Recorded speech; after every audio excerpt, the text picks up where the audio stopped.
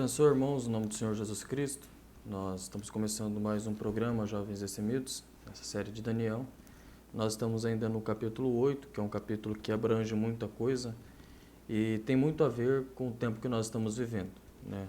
Sobre a entrada do Vaticano nos Estados Unidos e o levantar desse filho da perdição, que é o que nós vamos ver hoje. Esse chifre que cresce de um outro chifre. Eu gostaria de ler Daniel capítulo 8, para nós não perdermos tempo.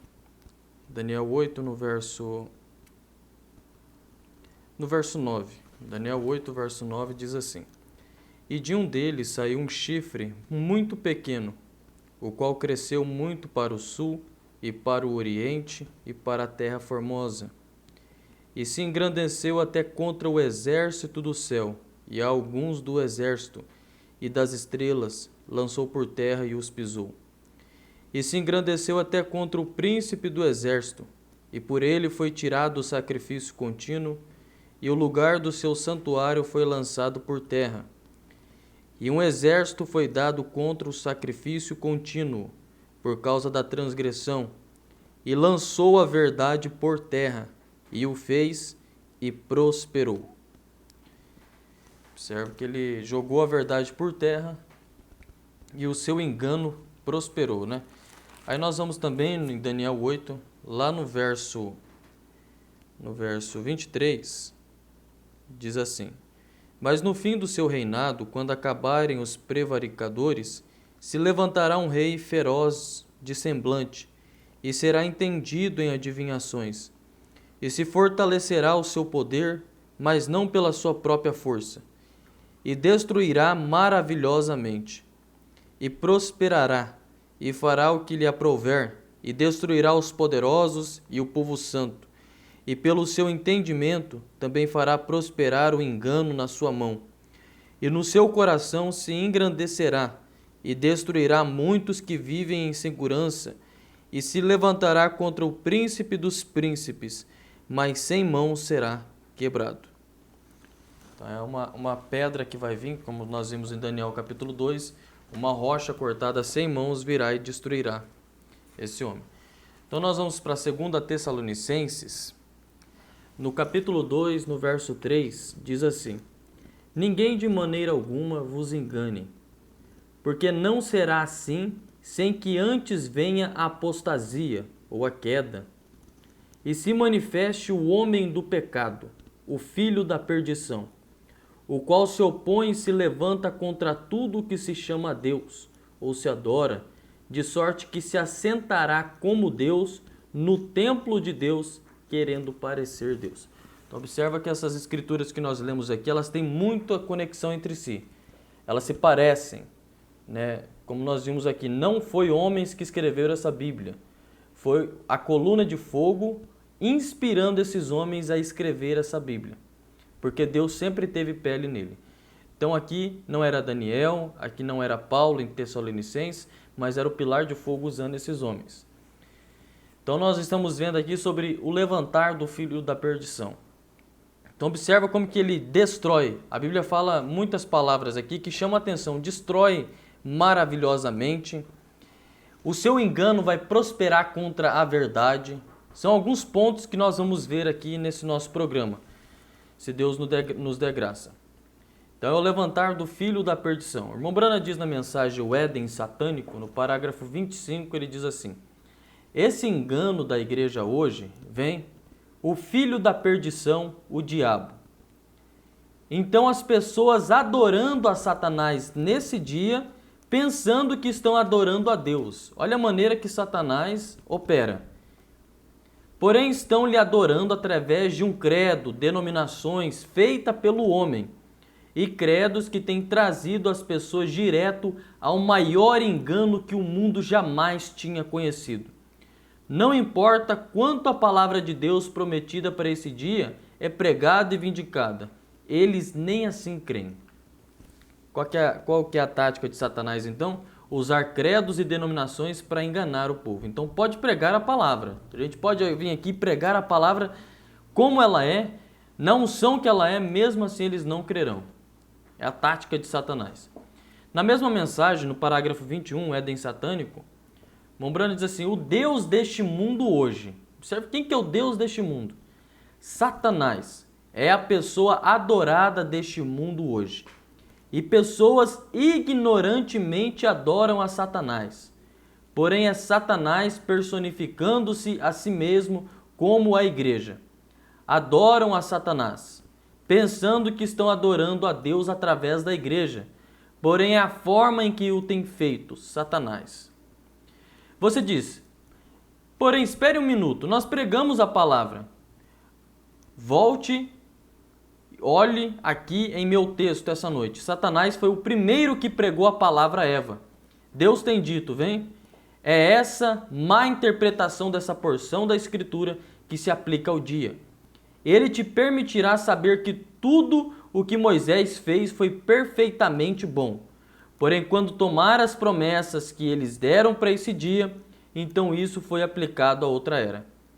Isso é tudo o que ele tem que fazer, vem? É fazer com que a gente creia nessa forma, isso é tudo. Porque não se pode tirar uma palavra isso, mas isso é o que ele faz.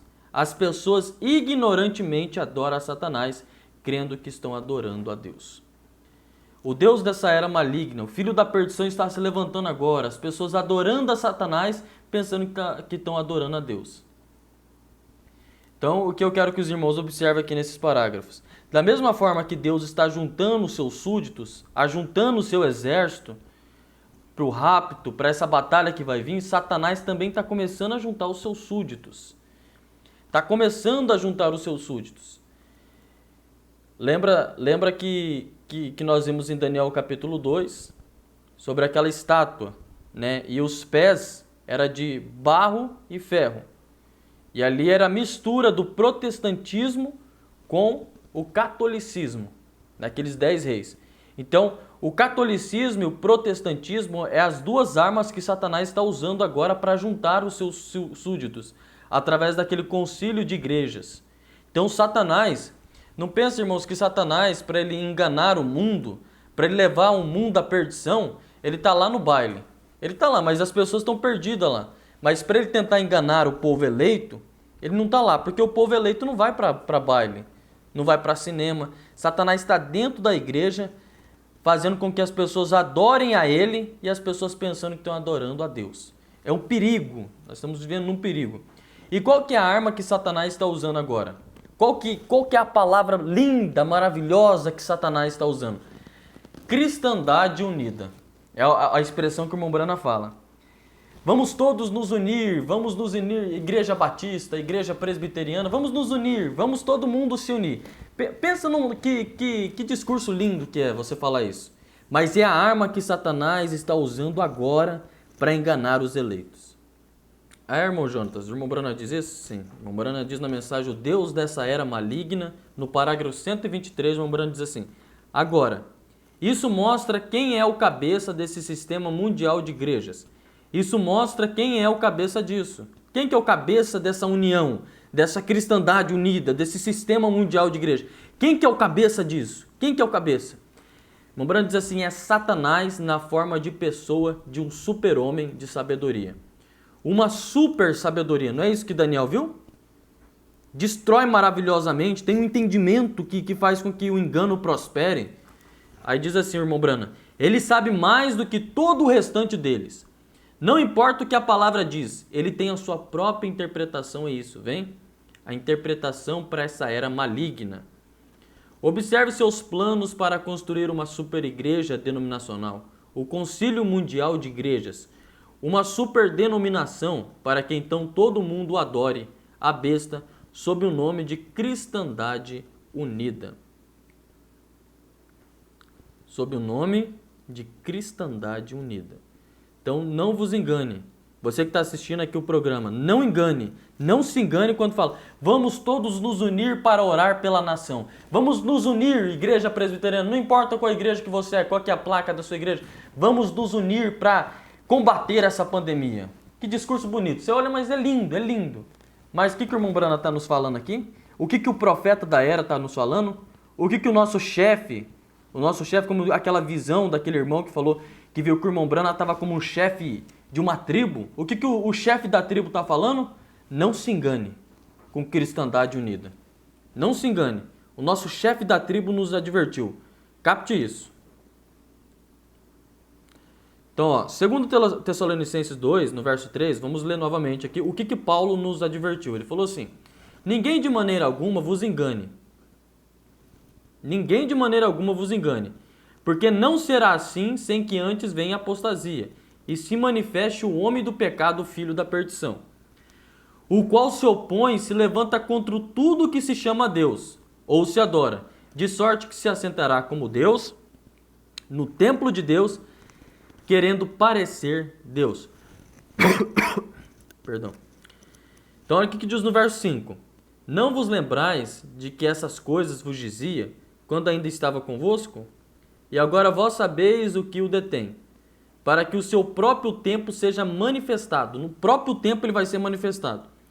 Porque já o mistério da injustiça opera. Esse princípio oculto de rebelião contra a autoridade. Somente há um que agora resiste, até que do meio seja tirado.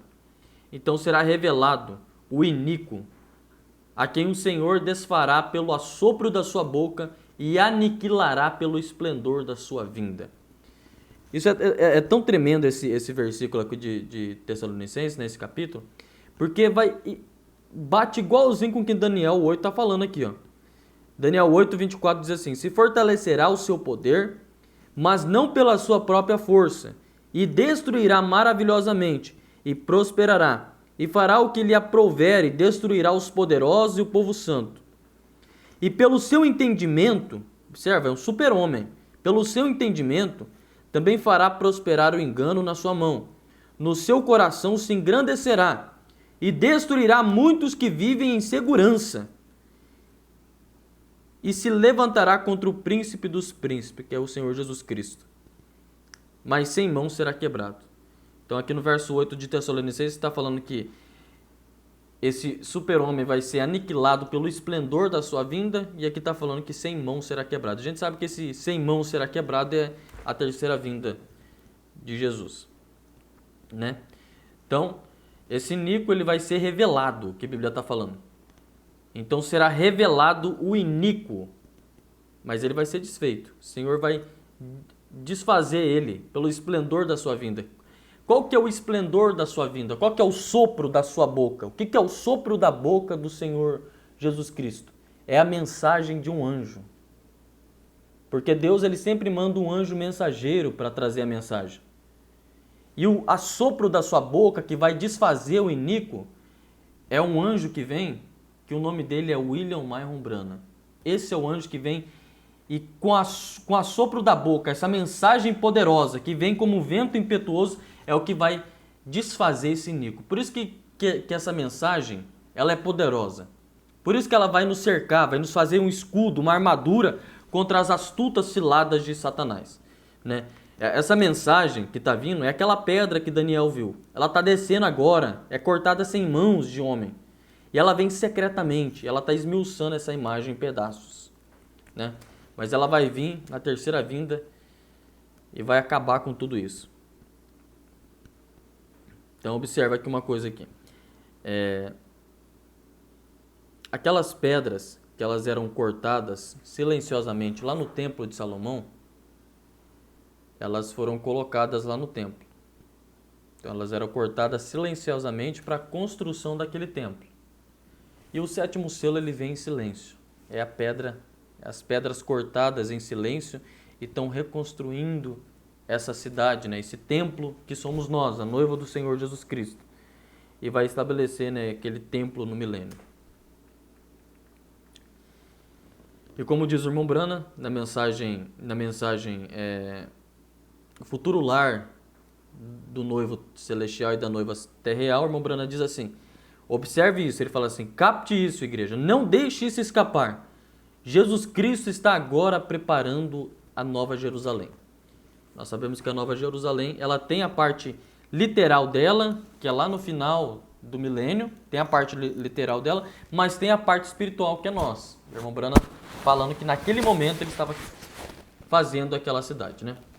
Observe aqui. A mensagem As 70 Semanas de Daniel, o sexto propósito da visita de Gabriel a Daniel, no parágrafo 116, o irmão Brana diz assim, ó, observe aqui que é o que eu estou falando, sobre Deus já está fazendo essa nova Jerusalém. Ele diz assim, ó, agora, para ungir ao Santo dos Santos, agora, isso pode que seja um tanto estranho para vocês por um momento, para muitos dos mestres. Porém, espere um momento, para ver como resulta. Esta é a unção não de um homem. Jesus já é ungido. É isto certo? O livro de Atos diz que Deus ungiu Jesus com o Espírito Santo. E ele saiu fazendo bem e curando os enfermos e tudo mais. Jesus já é. Ele é o Messias. E Messias significa ungido. Isto é certo. Mas aqui no tempo final ele ungirá o Santo dos Santos. Olha que tremendo isso, irmãos. Que é o mais santo? Em minha maneira de vê-lo, a qual creio que posso prová-lo com a Escritura, é para ungir o Santo dos Santos, que será o tabernáculo que será usado durante o milênio.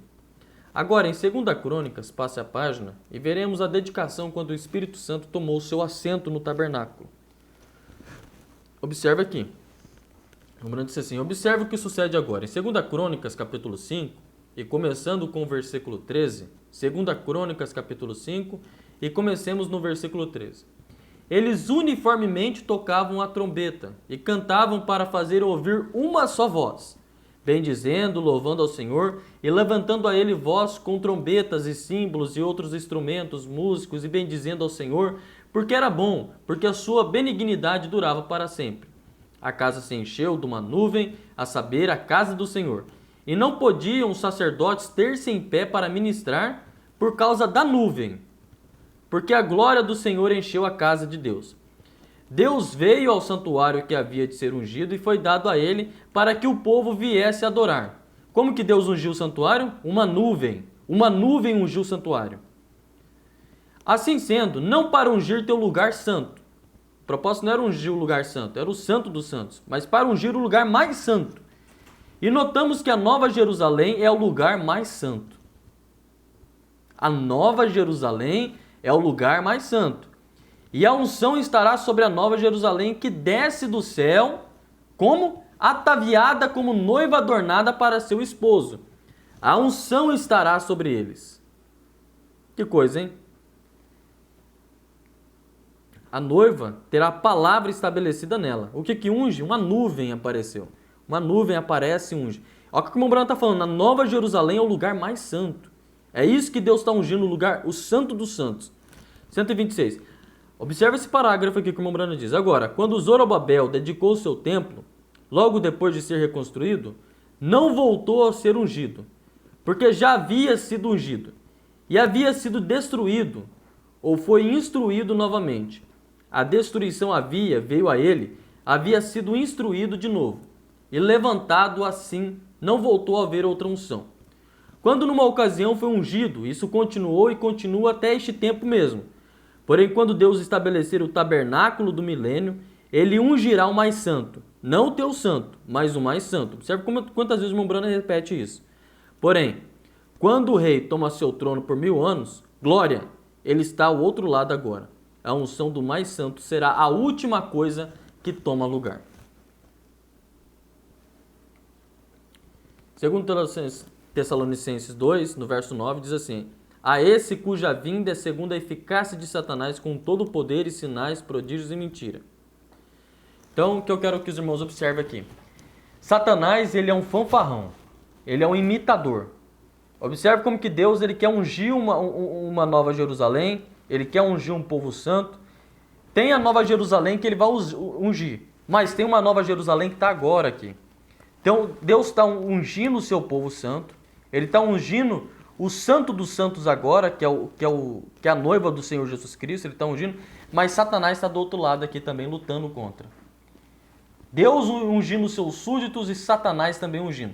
E Satanás, ele copia tudo o que Jesus está fazendo. Da mesma forma que Deus, ele tem o seu filho da promessa, o seu filho prometido, o Senhor Jesus Cristo, Satanás também está fazendo o seu filho da perdição, que Paulo fala. E da mesma forma que Deus trabalha de uma forma trina, Satanás também está trabalhando de uma forma trina. Que é aqueles 3 espíritos de Rã, né? O falso profeta, o falso ungido, o dragão. Então esses três, o anticristo, o falso profeta e o dragão. É os três espíritos de Rã. E Satanás está sempre ali tentando copiar. Então os súditos de Deus estão sendo preparados agora, mas o filho da perdição já está agora se levantando, reunindo seus súditos. Porque vai ter uma batalha que quem está desse lado do exército vai lutar com esse daqui desse lado. E quem estiver desse lado aqui, do lado da palavra, é o que vai esmagar os súditos aqui. Então por isso que vale a pena nós vivermos essa palavra, vivermos ao lado dessa palavra, né? Batalhar por essa fé que uma vez foi dada aos santos. Eu só vou ler mais um parágrafo aqui, nós vamos encerrar esse programa e nós vamos continuar no próximo. É muito assunto que nós temos aqui, é um assunto bem extenso, nós queremos esmiuçar esses assuntos para ficar bem entendido. Mensagem de uma exposição das 7 eras da igreja, né, no livro das 7 eras da igreja, na página 316, o irmão Brando diz assim: compra de mim ouro provado no fogo, para que te enriqueças. Apocalipse 18, 1 ao 14. E depois dessas coisas, vi descer do céu outro anjo que tinha grande poder, e a terra foi iluminada com a sua glória. E clamou fortemente com grande voz, dizendo: caiu, caiu a grande Babilônia, e se tornou morada de demônios, e coito de todo espírito imundo, e coito de toda ave imunda e aborrecível. Então, olha o tempo que nós estamos vivendo, um lugar que se tornou morada de demônios. Mas olha o que o irmão Brana diz aqui. Isto é exatamente as igrejas organizadas do último dia. Onde que estão as moradas de demônios? Nas igrejas organizadas, nas denominações. Porque diz no versículo 4, sai dela, povo meu. O arrebatamento ainda não aconteceu. A noiva ainda não se foi. Quando existir essas coisas, essas terríveis condições, nessa rica e falsa igreja. Observe o que o irmão Brano está dizendo aqui. Capte isso. O irmão Brano está falando. O arrebatamento ainda não aconteceu. A noiva ainda não se foi quando existir essas coisas terríveis. Essas terríveis condições. Nessa rica e falsa igreja. Então a noiva, antes do arrebatamento, ainda vai ver essa morada de demônios. Esse ajuntamento de demônios nas denominações. A noiva ainda vê. Então a Babilônia, ela está caída. Está caída. Como que ela cai? Como que a Babilônia cai? Pela mensagem de um anjo. Um anjo vem e ele grita com grande voz: caiu, caiu a grande Babilônia. Amém? Então eu creio que era isso que nós tínhamos para esse programa. No próximo programa nós vamos continuar sobre esse mesmo assunto, sobre o filho da perdição e como ele está se levantando agora. Então que o Senhor Jesus Cristo te abençoe. No nome do Senhor Jesus Cristo. Shalom.